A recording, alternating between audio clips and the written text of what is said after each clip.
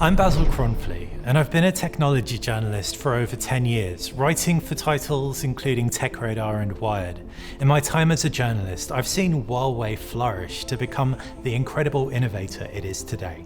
With Huawei taking pole position as the world's #1 smartphone manufacturer in the last quarter, it shipped more devices than the competition, and its software solution, powered by Huawei Mobile Services, is fundamental to its success.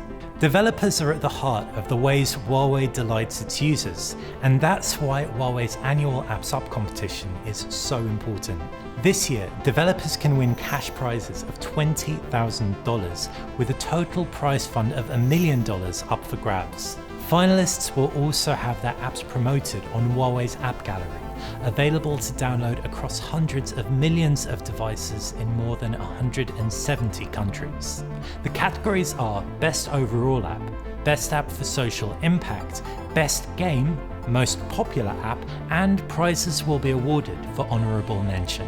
To enter, simply register for an account, set up or join a group, verify your identity, and submit your work, complete with HMS Core integration. If you're a developer watching this, I'd urge you to give it a shot. To find out more, visit the AppsUP website or click the link in the description below for more information. AppsUP has compiled a diverse judging panel, from technical experts to industry experts through to venture capitalists. The AppsUP journey and Huawei's relationship with its developers is more than just a competition though. That's why Huawei gathered its experts to share their expertise in this Q&A with you, in the hopes that you can gain valuable insights as to how to grow and scale your business and what to look for in the future. So, without further delay, I'll start by introducing our guests and judges. First up, we have Paul Bazin, experienced investor at Daphni Ventures, specializing in mobile apps, AI, hardware, and robotics. On to Dr. Jaime Gonzalo, who is a mobile and gaming industry expert, responsible for product and business strategy, go-to-market, and performance of mobile services across Europe. Next, Dr. Konrad, head of the HumanTech Social and Technological Innovation Center, SWPS University, Warsaw. And Wendy Xiao Schadeck, principal at Northzone, an investment firm. Based in New York, Wendy focuses on health, fintech, and crypto investment. Over to the studio in Paris, where Paul Bazin can field some of your questions. For B2B companies, how important is it to show revenue growth before product market fit? So for B2B companies, the most important point before the product market fit is for us to know if your customers are willing to pay for your product. It's okay if you have a linear growth, the product market fit is typically the tipping point of your growth that make it from linear to exponential. How do you ensure a company is fit for VC funding? I think the most important thing is the project and entrepreneurs' ambitions. They need to want to really scale rapidly, to have a huge market opportunity. VC fund will seek for a 10x investment in your companies. What metric are you tracking when considering an investment? It really depends on the model of the company we are looking for. For instance, on the mobile app, what we're going to look at is the usage KPIs. So how many time the users spend in the app, how many daily active users, monthly active users you have, what's the churn, what the acquisition cost. But it's going to be totally different metrics if you look at a marketplace, for instance, which would be more in terms of GMV, turnover, what is the balance between the supplier and the demand. How do you mitigate risk when investing in startups? The strategy of a VC fund is to invest in several companies. The average results for a typical VC fund is on 10 investments, you will have 50% of loss, 40% of company that will give you back your money, more or less, and then only 10% that will make you earn money. It's more a portfolio strategy more than mitigated risk on a specific startup. But of course, you really need to strongly believe in the vision of the startups when you make the investment. Name 3 tips for pitching for investment. The first thing you need to do is to bring the investor into your story, to make him really enter it and believe in it, and to really be natural. You start about yourself and what brought you on your subject, on your mission, and that will derivate to the mission itself. That's where you can bring the investor to believe in why the mission is so important, and they would really need to invest in it. What are the main qualities you look for when investing in startups? On the entrepreneur side, we would like someone with a vision, ambition, who is reliable and who is able to execute well. On the company side, it would be the market size, competition, the value proposition of the product, and if the product is scalable itself. How active a role do investors typically play in companies? Depending if you are a follower investor or a lead investor. At Daphni, we are lead investors, so it means that we want really to be part of the decision on the long-term vision and as well as a discussion on the short-term execution. So we ask for a board seat to be in the discussion. We will bring all the network we have directly to the entrepreneurs. And then it depends if the entrepreneurs want our support or not. A second-time entrepreneur will not call us every week. First-time entrepreneurs, I can have him on the phone twice or 3 times a week. What's the best way to attract early-stage investors? Best way is to find someone in the VC network and to have a warm introduction from them. Because every time we have a warm introduction from a trustee, we will meet the entrepreneurs. And then if you can't find any, there is the events where the investors are and LinkedIn call introduction with your pitch deck and 3 lines on your project. How did you transition from engineer to investor? And what was your motivation? I was, stopped at the end of the prototype and I couldn't be able to sell it. So I wanted to know what was behind building a prototype. So I went to a business school to know it. And then as 60% of the student now, I wanted to be an entrepreneur. And to be an entrepreneur, I thought the best idea was to go to a VC fund to know what was the best thing to do and then not do. And then I arrived at Daphni, and I think I'm on the good side of the table, so I stayed. Thank you all. I hope it was helpful, and I can't wait to see your interest. Thanks for your insights, Paul. I'm sure those responses were invaluable for anybody looking for investment, specifically within tech. Now we join Dr. Jaime Gonzalo in Helsinki. Thank you very much for the introduction. We will now proceed to take questions from the audience. Which app categories are more popular after COVID quarantine than before? The biggest growth we are seeing in apps categories actually correspond to 5 different sections. The first one is food apps. The second one is education. The third one is healthcare.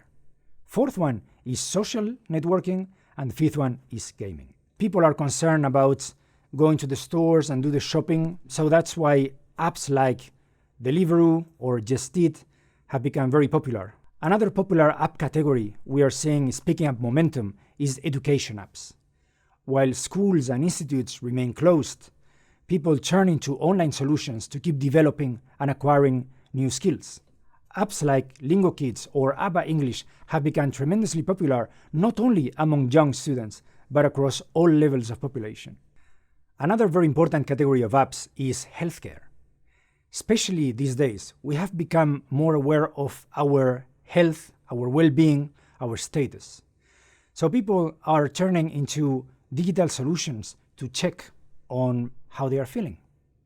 Plus, we have less opportunities to practice our usual sports. We have turned into home solutions, digital trainers. Some examples of these apps are Diazio, which allows you to scan the food and tell you the calories that you are going to ingest.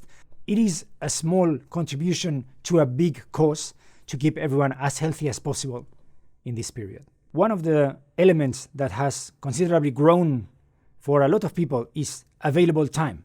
That's why it's not surprising that social networking and gaming are two of the most popular categories we're seeing growing in these days. Especially cooperative games to play in groups like Free Fire from Garena, Marvel Strike Force, or Guns of Glory, all of them available in App Gallery, are seeing a huge peak of popularity.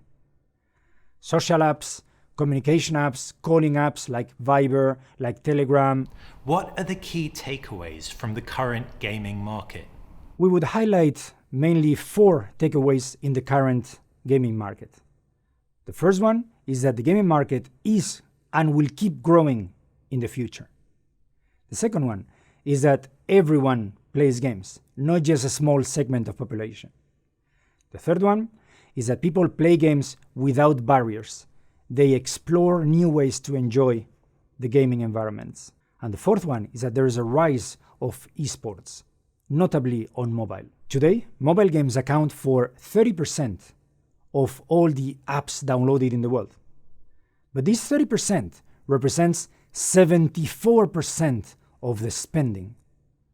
And actually, from all the time people spend using apps, all type of apps, 10% of that time, they spend it on games. In terms of volume, 2.4 billion people play games. That means 30% plus of the global population. As a civilization nowadays, games are as important for us in our daily usage as music. When we say that everyone is a gamer, it means that the average age of the gamer now is 36 years old, which is up from 27 years old some years ago. So actually, the gamer age is becoming older. In terms of gender, 51% of gamers are female, 49 male, so it's quite balanced. 1/3 of the gamers are aged between 36 and 50 years old, which gives you an idea that the classic stereotype of gamers, is not totally accurate. Actually, it's not about the individual playing games. It's about the community playing games.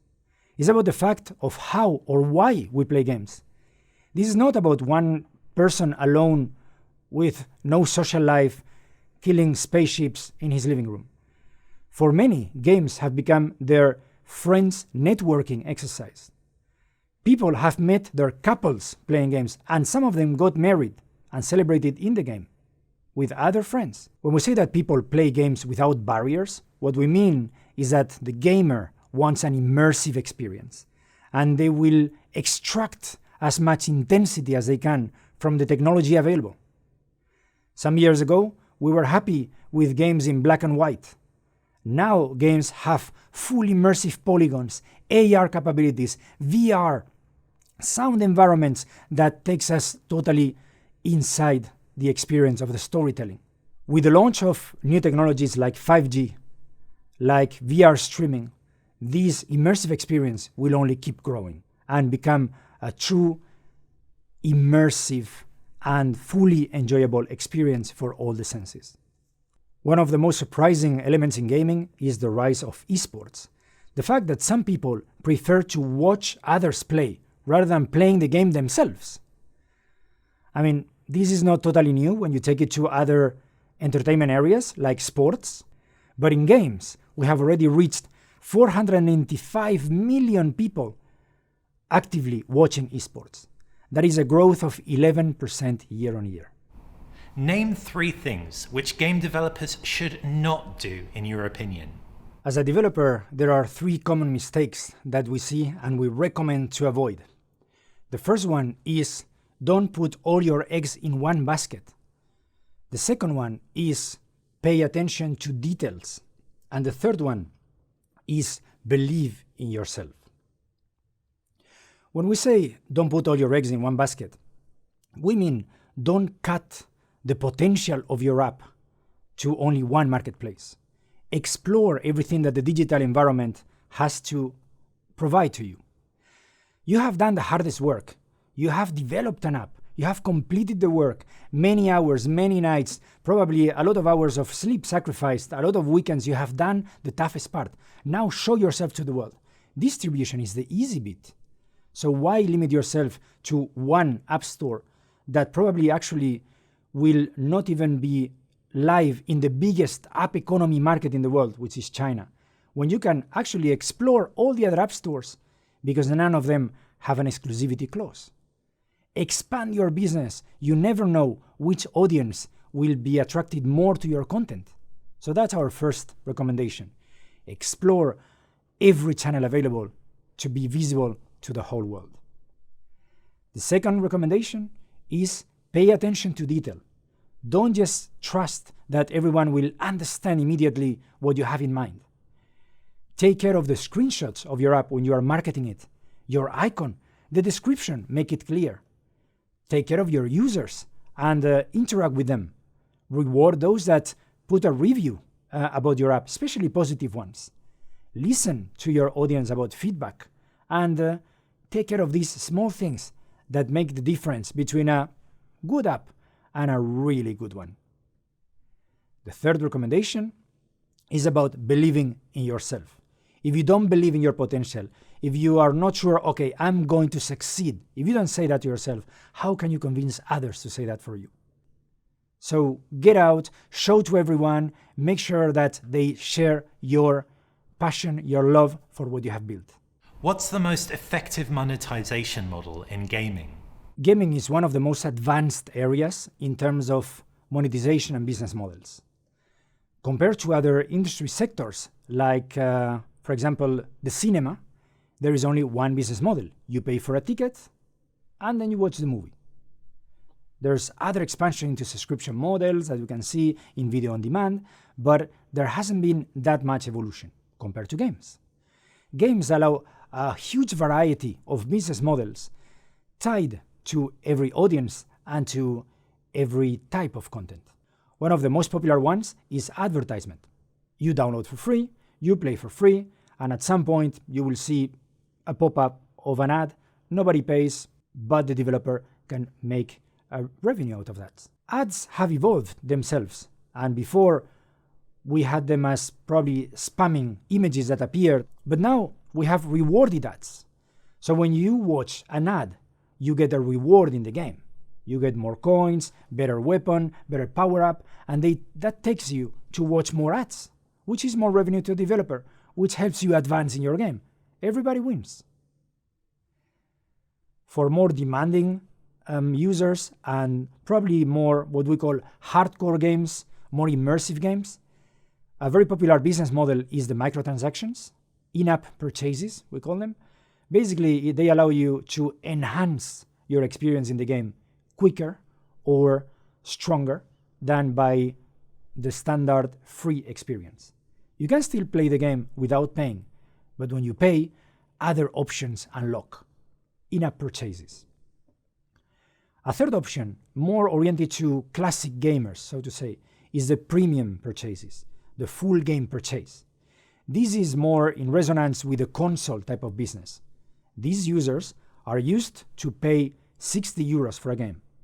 So they are not so much maybe attracted by microtransactions and small grinding of different parts in the game, and more about unlocking everything. One-time payment and everything gets available in the game. And finally, there is an emerging trend about subscription models in games. Somebody calls it the video on demand for games. This model is very new. It's still being proven, and there's not yet a real success story to generate a new lead in the industry. What is the best way to reinforce the value of your product after someone becomes a customer? The appearance of mobile economies and the free-to-play models have totally disrupted the way in which commerce was done. In the past, commerce was all about advertising your product to lead the user to your point of sale. What it means is the user arrived at your store, bought your product, and goodbye. Thank you very much. But with the appearance of freemium, the moment the user acquires your product, that's when you start the communication. That's when the marketing starts. It's all about how they keep using you. Acquisition of a free content is easy, but keeping the user interested in time and monetizing through time as a lifetime value, that's a tricky bit.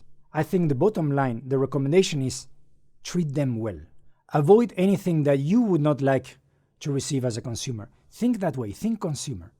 See why they chose you and create that relationship with them as you would treat a friend.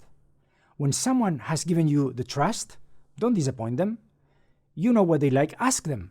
What did you like? What you didn't like? Reviews are greatly helpful for that. That is one of the magic elements of digital. You have instant feedback.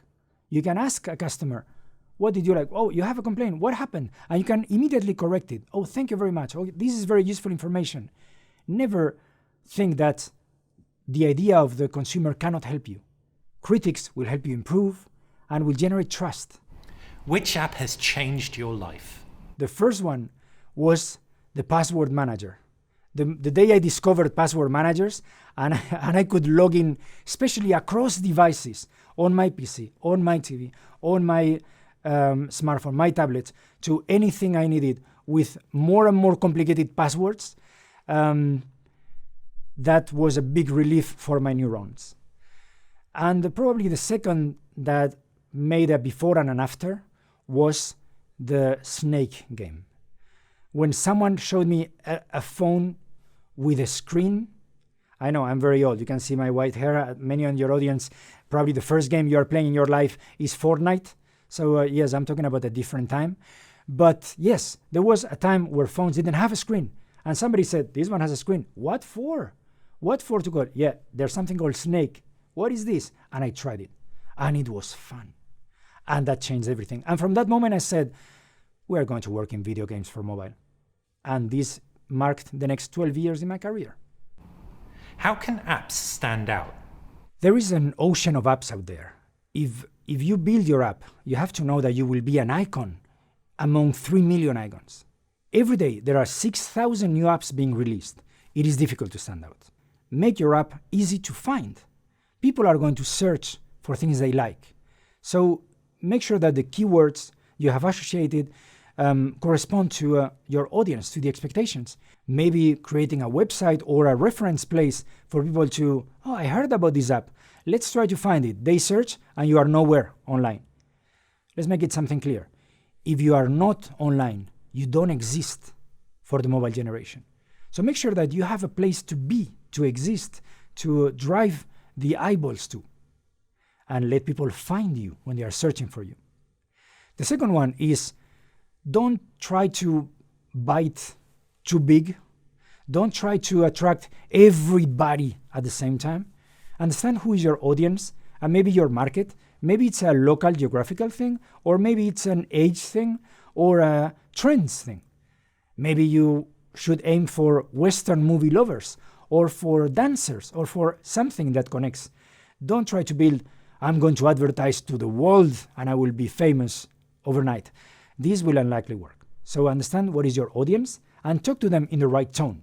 For example, if you are building a game, don't say things like, I have created a game that will bring you to good levels and reliable. No, talk to them like, okay, let's have fun. Let's attack monsters or conquer castles. Talk to them in the language they will understand. There's an audience that expects something from you. Understand that.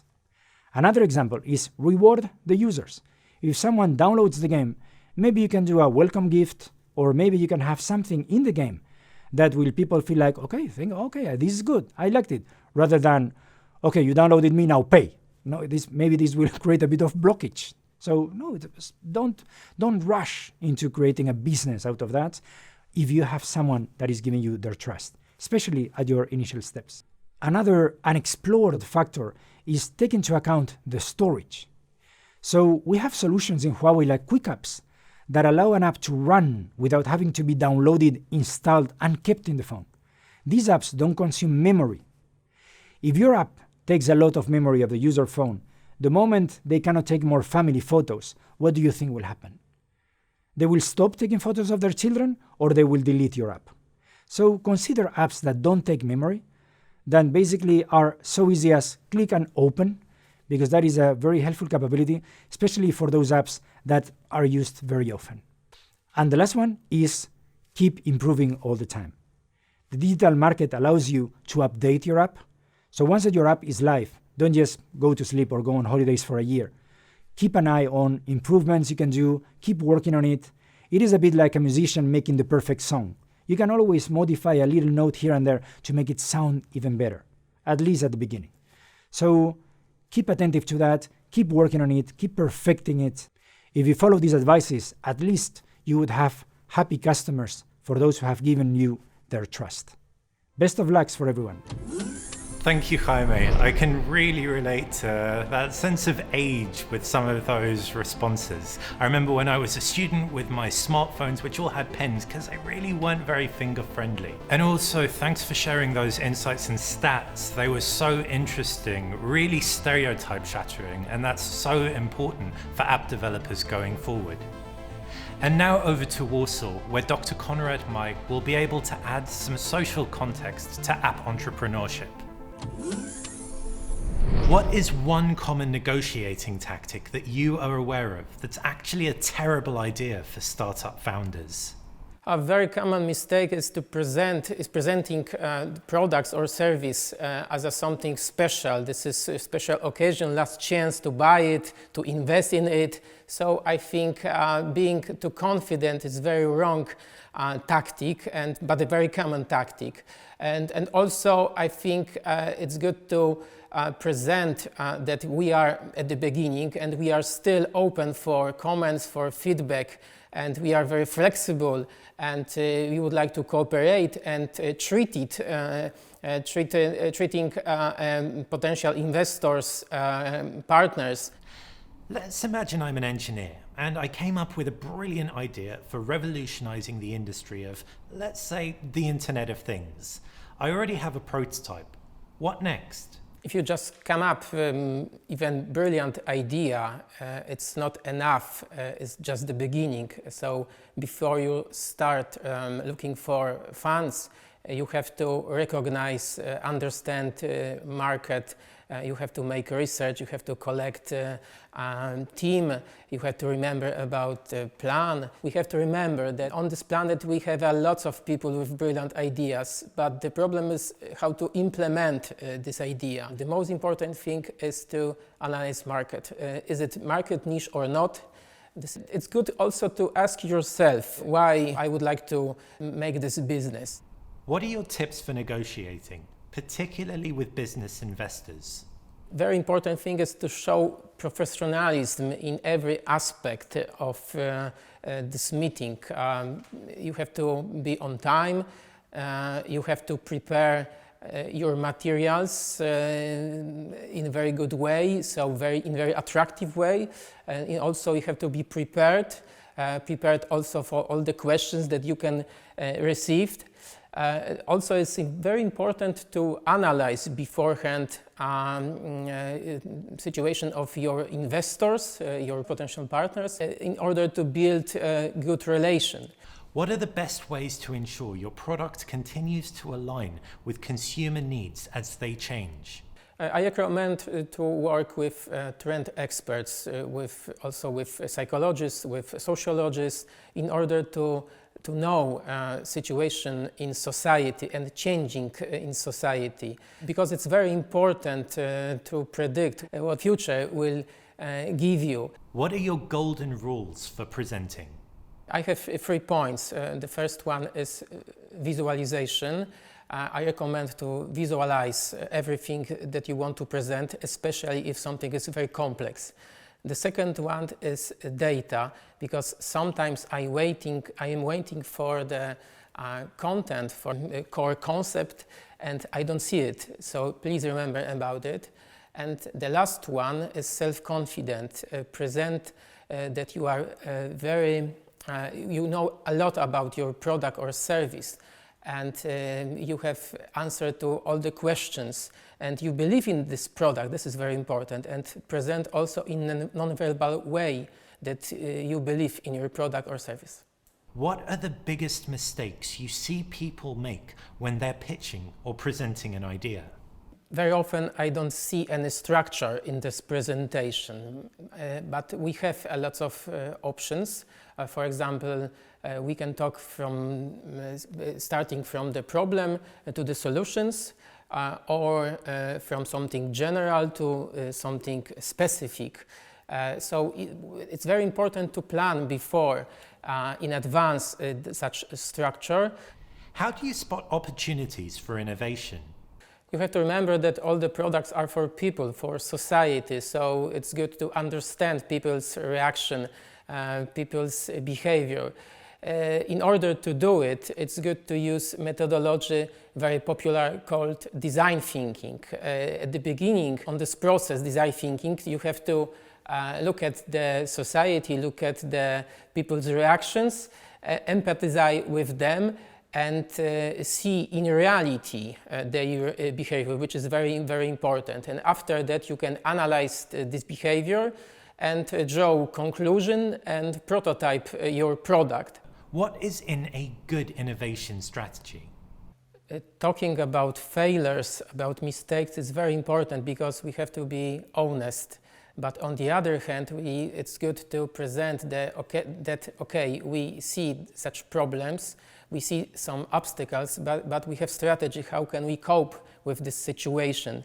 And we have also plan, how can we not repeat these mistakes? And this is good that we have some failures or problems, but on the other hand, we have some solutions. This is the proof that we are very adult entrepreneur, and in future these problems will not occur. How do you spot opportunities for innovation? From psychological point of view, I can say that innovative thinking is something that we can develop. It's kind of competence, and we can even every day we can develop such competences. For example, by trying different meals, by going to the different places, try to be skeptic, try to question something. Sometimes if we are against something, if you express different point of view, we stimulate our brain, our mind to be more creative. Thank you very much for your interesting questions. Thank you also for having me in this project. I can't wait for your applications. Thanks so much, Konrad. That's a really refreshing take on the relationship between an investor and an entrepreneur, with a real focus on honesty and trust. Over to New York and our next guest, Wendy, Xiao, Schadeck. How do you separate your head from your heart when it comes to investing? Most investors tend to be kind of super analytical, deep thinkers, very left-brained. I think that sort of, our educational system primes us for that. I think when you're making an investment decision, you really shouldn't and can't separate the two.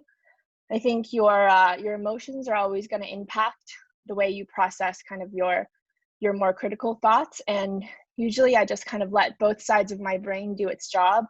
And one day I'll kind of overanalyze, and the other day I'll feel sort of emotional. But ultimately, I like to think of my emotional brain as the one that sort of synthesizes the most amount of information from sort of observable and unobservable sources. And usually that sort of drives me to make the final decision. What's the ratio of applications you turned down, and what were your reasons for doing so? Personally, for me, our role at Northzone is really kind of to lead Series A's. We tend to build pretty concentrated portfolios and take pretty strong ownership for a venture fund in those investments. And so generally, I would only make about 1 to 2 investments a year, each investor. And so that usually comes from evaluating hundreds of companies. And out of those hundreds, I would probably take deeper looks into 10 to 20% of them.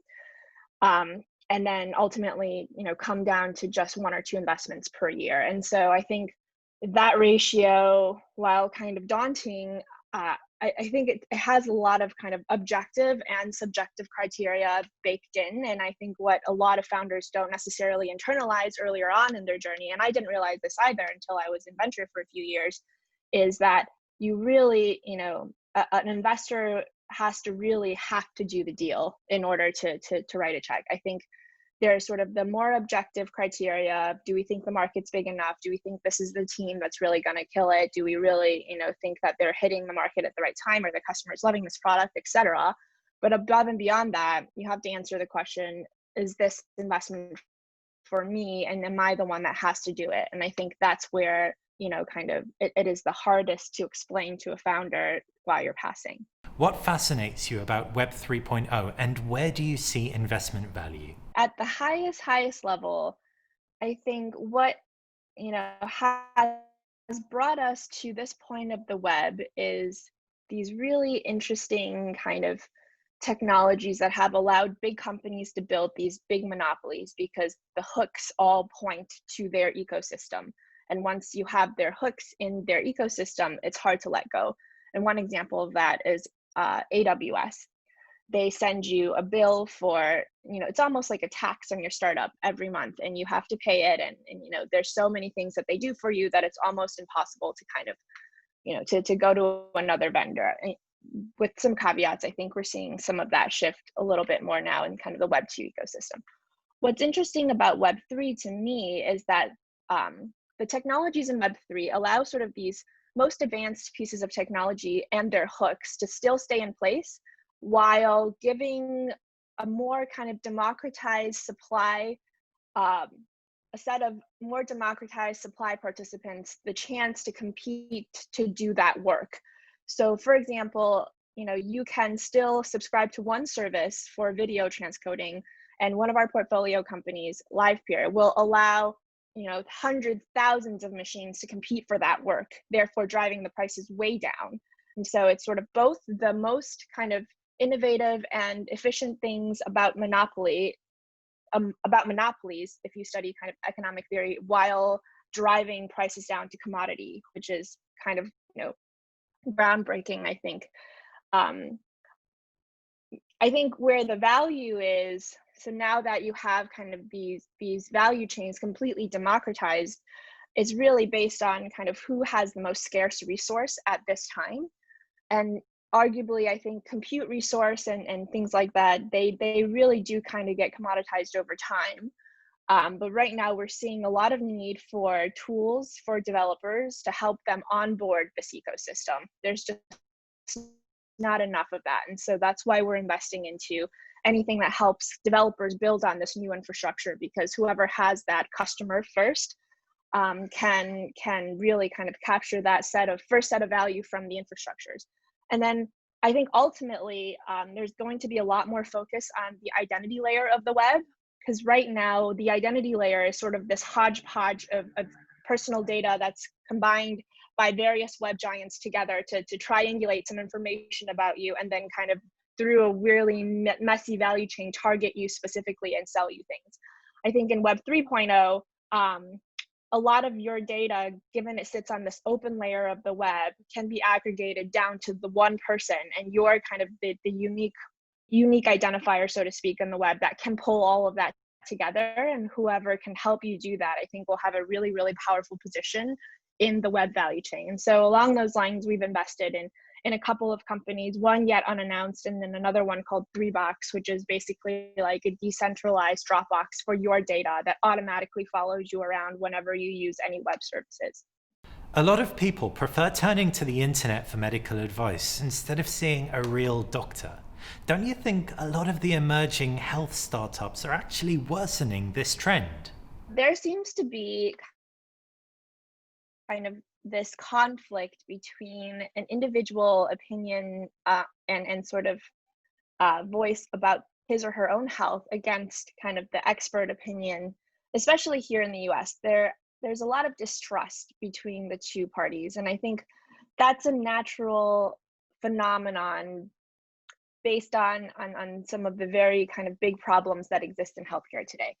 One of those problems is misalignment of incentives. So the healthcare system, and market is such a unique one in that the person who pays for the services doesn't choose the services, and the one that receives the goods is not paying for them, and also sometimes doesn't get to choose for the services. So there's a lot of people in this, a lot of players in this value chain maximizing for their own incentives, but that doesn't necessarily result in kind of better care for the end customer, which is the patient. And then the other problem is that there isn't enough data. There's not enough sort of widely available healthcare data for people to be fully informed and sort of educated about how to think about their own health. I think the population-wide data is just starting to become distributed in sort of this kind of Web 1.0 paradigm, which is a one-to-many way of disseminating data, where an authoritative voice says, this is what is good for you, and here's sort of all the information you need to know about it. I think we'll start to see more innovative models of kind of the Web 2 paradigm of distributing data, which is peer-to-peer, and you start to see more kind of online discussion of more complex systems and more complex symptoms. And that will hopefully lead to kind of just greater education overall of the population on these complex healthcare issues. And then thirdly, we just don't have great tracking of individual data throughout their lifetime. And so that also means when you go to a doctor, the doctor will ask you, maybe 5 or 10 questions in the limited time that they have to fully try to diagnose your entire lifetime of sort of questions. And you feel like they really don't know what they're talking about because they haven't lived with this condition their whole life. And they feel like you've been Googling too much because you have all of this sort of anecdote that you want to bring in context you want to bring, but they don't have the time or the systems to be able to process all that. And I think that's where kind of, the conflict arises and the mistrust arises. I think healthcare startups are both solving the data problem and the incentive problem in order to survive against the healthcare incumbents, which are humongous. And so I think they're actually, doing a lot to hopefully pave the way for this conflict to disappear in the future. How involved is your team in your portfolio company's decision-making and routine operations? I think every investor has a different style, and certainly with every company at different points of its journey in terms of how involved and when and where and exactly how to be involved.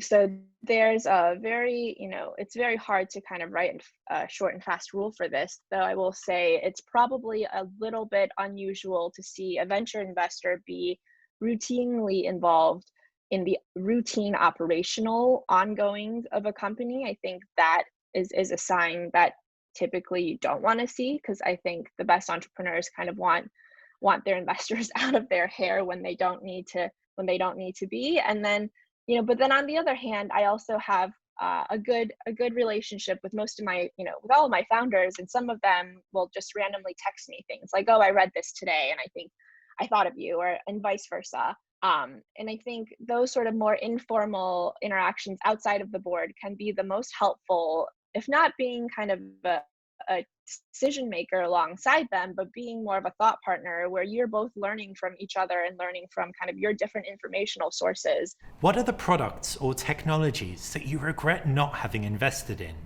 So I think when I first joined Northzone, I went pretty deep into the influencer ecosystem, and I wrote this whole piece about it with our partner Jessica, and we did a lot of research and spent a lot of time with companies in the influencer space. This was on the back of some of the investments we had done, kind of earlier on in that space. There was a company called Blogleven, for example, from Sweden. That was one of the first blogger platforms. And then Jessica had done an investment in a company called Naked, which is NA-KD. It's a influencer commerce platform. And we learned that, influencers were really trying to kind of first build their audience, but once they had done that, monetize, their influence as media properties, basically outside of Facebook and Instagram. And we were looking for many ways of that happening. And I think just, this was back in 2016. It was a little bit early. And so there weren't that many sort of instances of this happening. And we saw a lot of really interesting platform and media models. But now I think there has been this kind of rejuvenation in kind of the word influencer. It's not even called influencer anymore. It's called creator, where everyone is a creator and you're monetizing your own talents on a micro scale. And I think a lot of people call this the passion economy or the work economy, or, I think this is also a conjunction of what happened with the gig economy. I think these two things are converging. But it's a really fascinating space to me. I think this is still going to be something that I track, but I'm a little bit, I guess I just haven't seen sort of the right investments in that space when I started looking until now, but hopefully I continue to see more. Which app has changed your life? Right now, I'm using this really cool one called Aura. It's a wearable ring that I think this ties a bit back to the conversation earlier about sort of individual health data. It's a ring that you wear. I'm wearing it right now, and you can basically see your heart rate, your sleep, your temperature variance data throughout the day, and understand a lot about your own body just through kind of, again, your left brain and sort of these analytical inputs and tying that to how you feel that day. I think this is still an early iteration of what we can do with data in healthcare, but I'm really excited to see more companies like this that really, help you understand your own body and tie it to actual data. This is one that I'm opening all the time. Another one I would say is really kind of, I think, maybe one that people will raise an eyebrow at because people hate this app now, but I've been really back into Facebook, and not because of Facebook, but because of Facebook Marketplace. I think that is really interesting, especially here in America. It feels like there's a lot of commerce activity happening peer-to-peer. Think of it as online garage sales, where people, I think, are doing this during COVID because they're just bored and they want social interaction. What do you think is the next big thing in fintech? I think decentralized finance, I think that's going to be huge. I don't know if you guys have heard the buzzword DeFi, but that's, essentially what it is. It's these Web 3.0 protocols that have smart contract functionality for finance innately baked into the code. Things like payments, the most kind of basic form, peer-to-peer transfer of value, but also lending, so collateralized, lending, where you tie up some of your assets and the protocol gives you a loan back in another denomination, or options you can trade, on specific token movements of certain baskets on, and if the price goes above X, you automatically get more money or you lose money, or, even ETFs, you can buy into a basket of tokens. So these are kind of core fundamental building blocks of our financial system that are being built into code. And many of these protocols have liquidity and it innately baked in. There's usually some sort of speculative yield that people can earn by investing into them. And so, I think that is interesting for two reasons. One, it allows us to build these complex financial use cases without having to rely on working with, like a Visa or another centralized kind of large financial services company with their own liquidity capital. And then two, I think it could theoretically abstract away fintech altogether. It could allow a product company to build working finance capital or working capital financing directly into the product, where a seller wants to sell, a new kind of set of inventory, and instead of having to go to the bank, get the loan, and then come back buy it, they could actually get the loan from the platform and then take the risk out of that transaction for the seller. And so I expect we'll see a lot more fintech innovations be built into things like e-commerce, like media. Imagine a video streaming platform where a creator, an influencer, can not pay any AWS bills until their audience pays to watch their videos.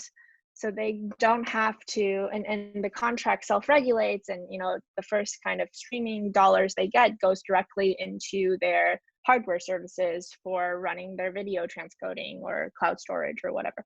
So I think there's a lot of like complex financial pieces that get abstracted away by these protocols. And that's what's pretty exciting to me about kind of the next wave of fintech. And we're already seeing it in sort of Web 2 companies now, but they're doing it on traditional fintech rails. There's a company called Fair out of the West Coast coming out of YC. It grew very quickly. It's basically an Etsy for for wholesale. And so, what boutique owners like about it is they can get the inventory, don't have to pay for any of it until it sells through. So basically what FAIR does is it gives them working capital financing while they get the inventory. And if it doesn't sell through, they can just ship it back. And so that takes the risk out of having to, to buy sort of that inventory yourself. And if it doesn't sell through, you have to pay for it. It automatically comes with the platform. And so I think these things are starting to connect. And I think the Web3 vision is sort of, it happens kind of innately in all products, and anyone can build on top of them. Let's imagine a startup asks for X sum of money. How do you evaluate that it needs exactly that and not half it or double it? I think the most important thing we evaluate is the founders have a very clear and iterative model on how they think about growth and capital expenditure along with growth. So we may ask them questions to help understand their assumptions underlying that model, but I don't think we ever come into a case being like, I think they need to raise this much. Let's see if their answer matches up with mine. Thanks for having me today. I'm excited to see your entries. Stay safe and stay creative. Thanks, Wendy. Really valuable advice, especially for entrepreneurs and app developers who are probably watching this right now. Thanks to all our speakers for their insights and wisdom, and to those watching. While the conversations have been inspiring and exciting insights into our collective potential to innovate, the real sweetener would be winning that $20,000 cash prize. To enter, simply click on the link in the description below or visit the AppsUP competition page. So from me and everyone at Huawei, stay safe, stay well, and good luck with your AppsUP 2020 entry.